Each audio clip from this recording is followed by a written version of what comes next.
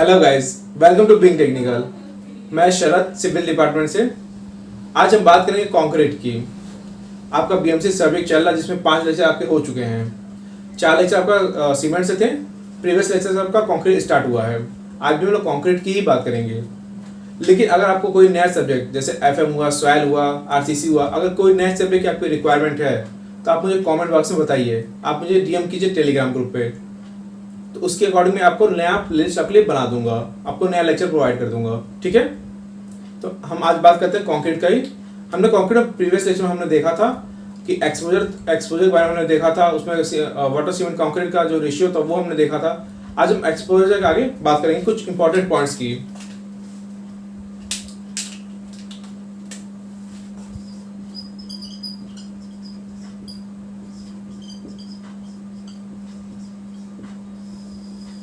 Cement concrete, इसमें हम देखेंगे आज कुछ इंपॉर्टेंट पॉइंट्स के बारे में।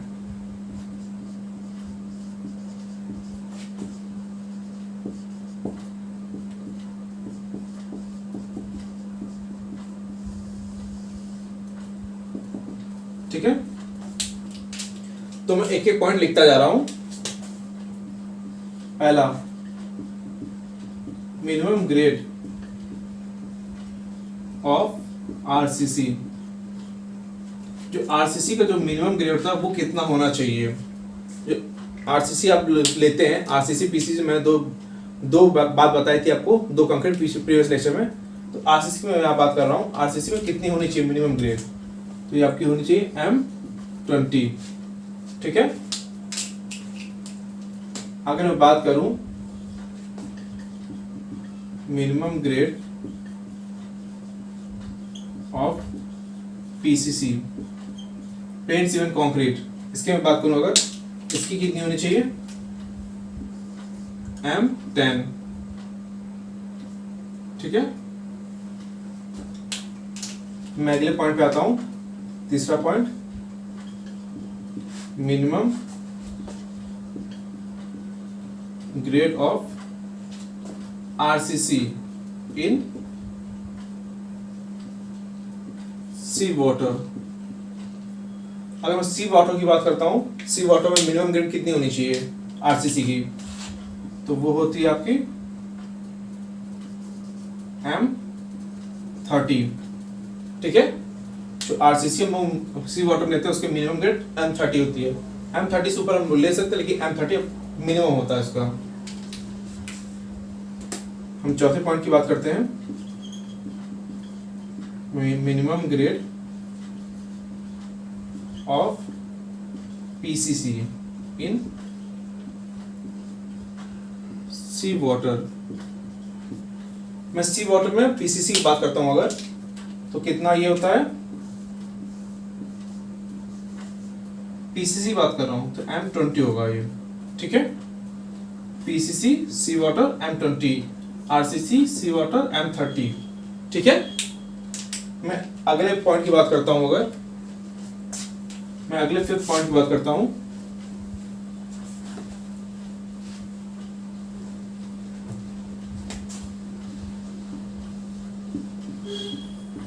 प्री टेंशन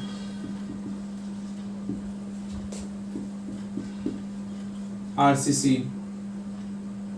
प्री टेंशन में मिनिमम ग्रेड कितना होता है, इसकी अगर हम बात करते हैं कि प्री टेंशन में मिनिमम ग्रेड कितना होता है, इसकी हम बात करते हैं अगर, तो ये होता है आपका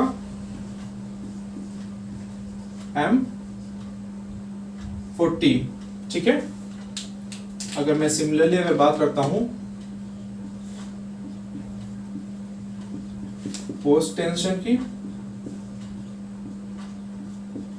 पोस्ट टेंशन में मिनिमम ग्रेड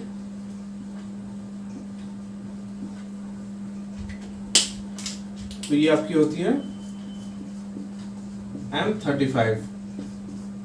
ठीक है, ये तो बात है कुछ इंपॉर्टेंट पॉइंट्स की ग्रेड से रिलेटेड। अब हम आगे बात करेंगे मॉडल्स ऑफ इलास्टिसिटी की। ठीक है, इसमें एक क्वेश्चन आ जाता है प्री टेंशन क्या होता है, पोस्ट टेंशन क्या होता है। तो अब आरसीसी में पढ़ेंगे आगे प्री टेंशन क्या होता है, पोस्ट टेंशन क्या होता है। प्री टेंशन वो होता है जब हम किसी भी स्लैब को हम अगर कास्ट करते हैं तो उसको जो उसमें सरिया हम लोग प्रोवाइड करते हैं उसको पहले से हम लोग टेंशन प्रोवाइड करके फिर उसकी कास्टिंग करते हैं, तो उसको हम लोग प्री टेंशन कहते हैं। अगर मैं इसी की बात करूँ पोस्ट टेंशन क्या होता है, तो जो हम लोग कास्ट कर लेते हैं उसके बाद हम लोग उसमें सरिया प्रोवाइड करके उसको टेंशन देके फिर क्लिप से उसको हम दोनों तरफ से उसको टाइट कर देते हैं, जिसकी वजह से इसको पोस्ट टेंशन बोलते हैं, क्योंकि उसको बाद में हम लोग टेंशन उसको प्रोवाइड करते हैं टेंशन उसमें। अब हम आगे बात करते हैं मॉडल्स ऑफ इलास्टिसिटी की।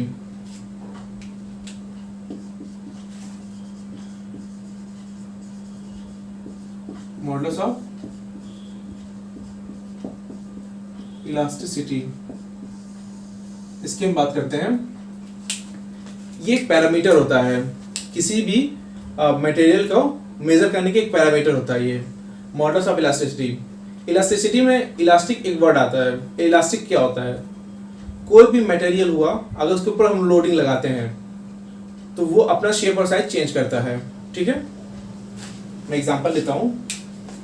मैं अगर इलास्टिक की बात करता हूँ, इलास्टिक, ठीक, अगर मैं इलास्टिक की बात करता हूँ, ये कोई मटेरियल है, कोई क्यूब मैं ले लिया,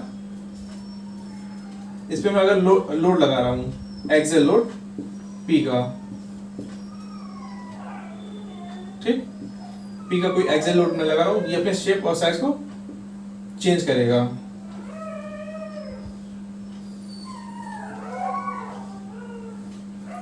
ये कुछ ऐसा हो जाएगा, ठीक। लेकिन अगर मैं इसका ये जो लोड में पी लगाया हूँ अगर मैं ये हटा देता हूँ, ये फिर से अपना original shape and size regain कर लेगा, जो इसका प्रीवियस था ये वाला, ये आपका फिर से इमेज वन फिर से ये अपना रिगेन कर लेगा ये लोड हटाने के बाद। ये इस मेटल की इलास्टिक प्रॉपर्टी होती है कि वो अपना फिर से साइज और से रिगेन कर लेता है, ये मेटल की प्रॉपर्टी होती है। ठीक है, तो मैं इसकी बात करता हूँ मॉडल्स ऑफ इलास्टिसिटी की। ये बेसिकली दो तरीके से डिवाइड किया गया है मॉडल्स ऑफ इलास्टिसिटी को।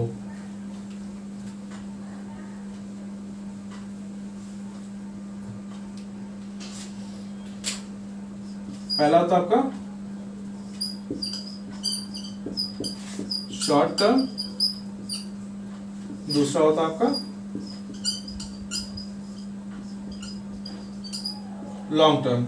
ठीक है, एक होता है आपका शॉर्ट टर्म, एक होता है आपका लॉन्ग टर्म। तो मैं देखता हूं ये क्या होता है। शॉर्ट टर्म, जैसे कि आप कोई बिल्डिंग कंस्ट्रक्ट करते हैं, ठीक, तो जैसे फुटिंग आपकी होती है जो कॉलम, उसके ऊपर जैसे आप बिल्डिंग कंस्ट्रक्ट करते हैं तो फुटिंग तुरंत लोड पड़ता है आपके, ठीक, तो वो सॉइल को कुछ कंप्रेस करता है, उसके ऊपर कुछ लोड लगाता है। तो जो डायरेक्ट लोड लगता है तुरंत, वो आपका शॉर्ट टर्म आपका होता है, जिसमें चेंजेस आते हैं। फिर फर्दर आपका जैसे जैसे टाइम एक्सपेंड होता रहता है आपका उसमें फिर लगातार चेंजेस आते रहते हैं। उसका रेट भले ही कम हो जाता है, लेकिन स्टार्टिंग में हम लोग का बहुत ज़्यादा चेंज आता है, फिर धीरे धीरे year by year day by day जो हम लोग चेंज आते हैं वो धीरे धीरे कम होते आते हैं। लेकिन चेंजेस तब भी आते हैं, जो चेंज आते हैं वो लॉन्ग टर्म होते हैं। ठीक है, इसको हम लोग निकालते कैसे हैं, फॉर्मूला क्या है इसका, इक्वल टू 500 रूट FCK, और एक और इसका फॉर्मूला होता है इक्वल टू 5700 रूट FCK। ठीक, आप बोलेंगे सर ये दो फॉर्मूला किस चीज का है,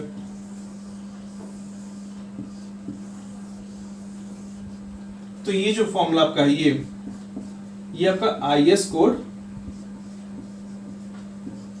456/2000 ये प्रोवाइड करता है आपका। ठीक, और एक ये फॉर्मूला है आपका IS कोड 456/1987।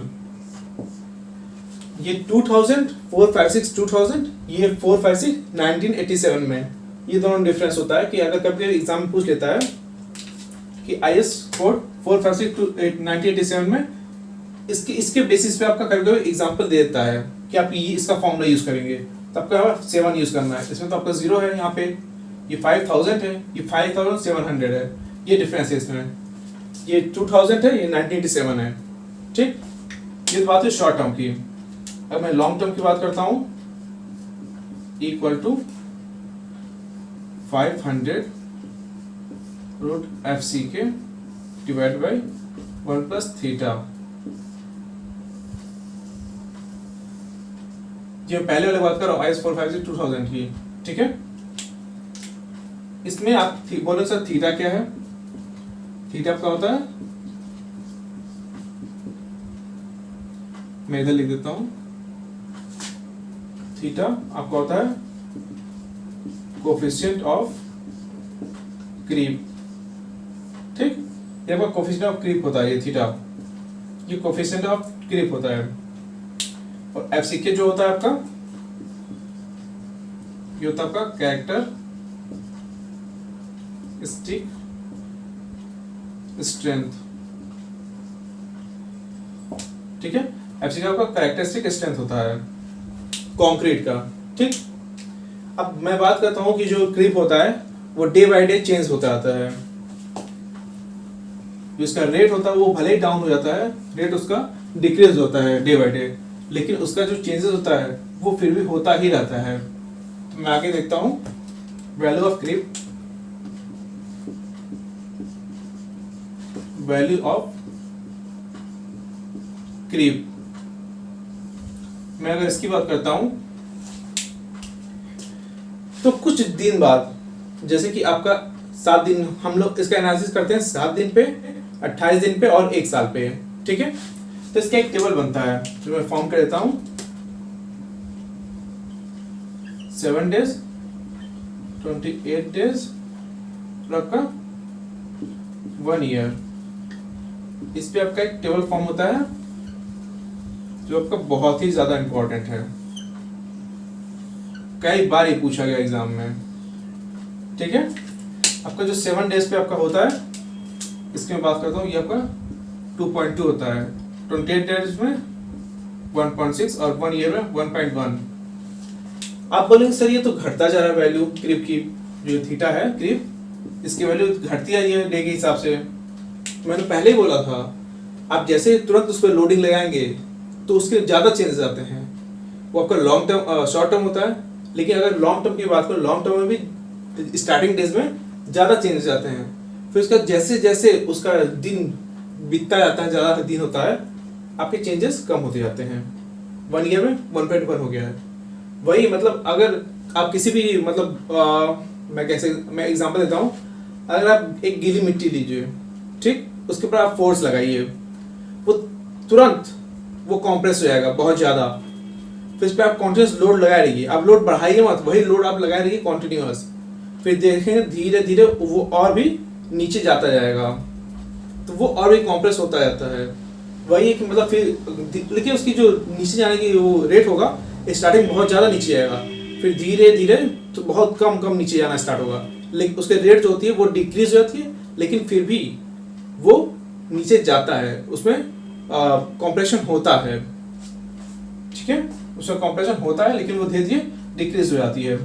ये आपका बहुत ही ज़्यादा इंपॉर्टेंट टेबल है, बहुत ज़्यादा इंपॉर्टेंट, मोस्ट इंपॉर्टेंट। इससे आपको अक्सर 2 साल में 3 साल में एक क्वेश्चन जरूर मिल जाता है, या तो न्यूमेरिकल फॉर्म में मिलेगा या डायरेक्टली पूछ लेता है क्या वैल्यू होती है इसकी, ठीक है। ये तो क्रीप की बात हुई। अगर मैं आपका मैं बात करूं SSC JEE में एक बार ये भी क्वेश्चन पूछा गया है पॉइजन रेशियो की। पॉइजन रेशियो क्या होता है कंक्रीट का,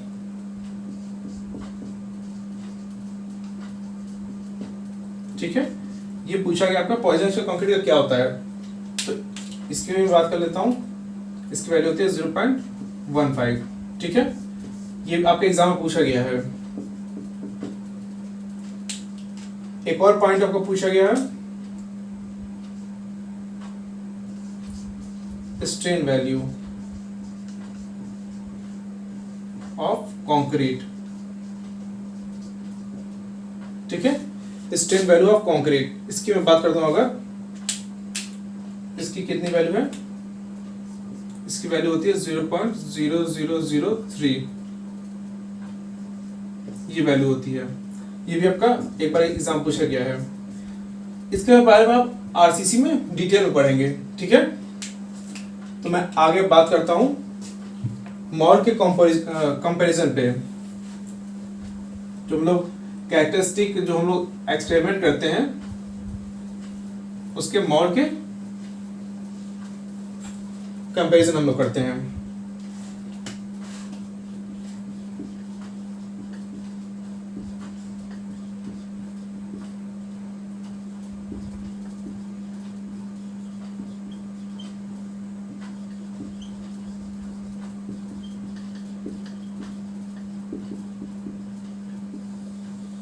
ठीक है, इसकी हम बात करते हैं। तो बेसिकली हम तीन मोड लेते हैं। एक होता है आपका क्यूब,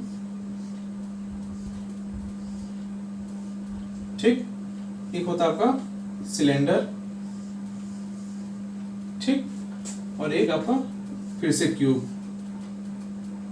ये जो क्यूब है मैं इसको थोड़ा सा बड़ा बना देता हूं।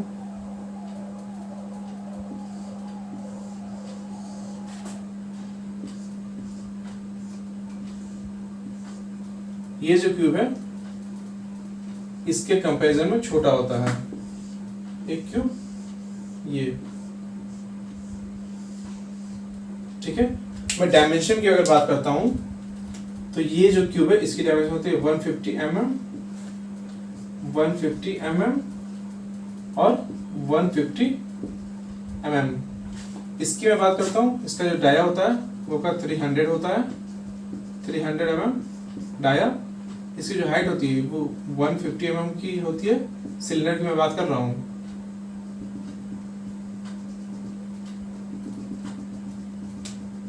ठीक, सिलेंडर में बात कर रहा हूँ, ये 150 होती है इसकी।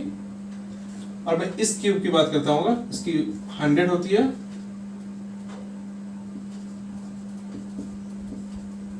100, उसकी हाइट भी 100 होती है, ठीक। ये हम तीन क्यूब लेते हैं। अब अगर मैं बात आप पूछे सर तीन क्यूब लेते हैं क्यों लेते हैं? कैरेक्टरिस्टिक स्ट्रेंथ टेस्ट हम एक ही क्यूब से कर सकते हैं, बाकी दो क्यूब हम लोग लेते हैं। तो एक क्यूब, एक में जो वैल्यू आती है वो दूसरे से डिफर करती है, फिर तीसरे से डिफर करती है। हम लोग देखते हैं कंपैरिजन करके कि क्या डिफरेंस आता है तीनों में। मतलब अगर मैं ये यूज कर लेता हूँ, अगर ये अवेलेबल नहीं मैं ये यूज करता हूँ तो कितना डिफरेंस आता है। अगर मैं ये यूज कर लेता हूँ ये नहीं है तो फिर इसमें कितना डिफरेंस आता है, ये हमें पता होना चाहिए, ठीक है। और किस किस केस में कौन सा यूज करते हैं ये भी हमको पता होना चाहिए। कि अगर मैं बात कर लेता हूँ इसकी, अगर एग्रीगेट का जो साइज है 20 mm होता है अगर एग्रीगेट का साइज, तो हम ये यूज करते हैं, ठीक है। अगर मैं बात करता हूँ एग्रीगेट का अगर साइज 38 mm है तो हम ये यूज करते हैं। इसके लिए कोई स्पेसिफिक नहीं है इसलिए कौन सा यूज करते हैं, लेकिन इन दोनों क्यूबों के लिए है। इसे 38 mm होगा, 38 mm होगा तो हम इसके लिए ये यूज करते हैं, और 20 mm होगा इसके लिए हम लोग ये यूज करते हैं, ठीक है। अब इसका एक कंपैरिजन देख लेते हैं कि क्या होता है, कैसे होता है, ठीक। तो मैं इसे आगे लिख देता हूँ, हम कंपैरिजन देख लेते हैं इसके बीच में।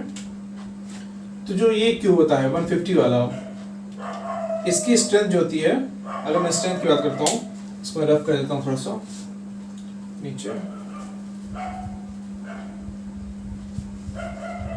अगर मैं स्ट्रेंथ का कंपैरिजन करता हूँ इसके बीच में, स्ट्रेंथ की बात करता हूँ तो स्ट्रेंथ सबसे ज्यादा किसमें होती है? सबसे ज्यादा 100 mm वाले क्यूब में होती है, ठीक। फिर इसके बाद आपका आता है 150 mm क्यूब, 150 mm क्यूब। फिर इसके बाद आपका लास्ट में आपका सिलेंडर, ठीक। सबसे ज्यादा स्ट्रेंथ आपकी इसमें आती है, जिसमें आपके 20 mm आपने साइज का एग्रीगेट इसमें यूज किया था, इसमें सबसे ज्यादा स्ट्रेंथ आती है एज कंपैरिजन इन दोनों पे।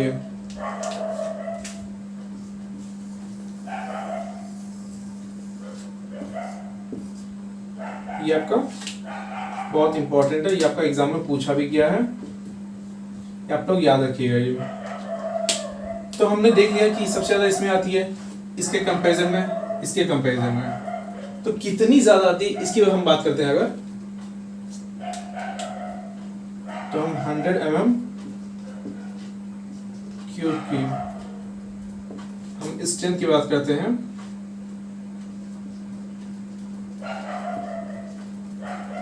कितनी होती है 150 के 150 का कंपैरिजन में कितनी होती है इसकी 1.2 टाइम ऑफ 150 mm क्यूब। या तो हम ये लिख सकते हैं या तो हम ये लिख सकते हैं कि 150 जो mm का क्यूब है वो इसके 150 mm का जो क्यूब है की strength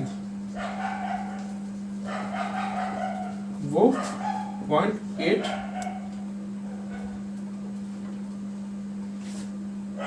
times of 100 mm cube की होती है।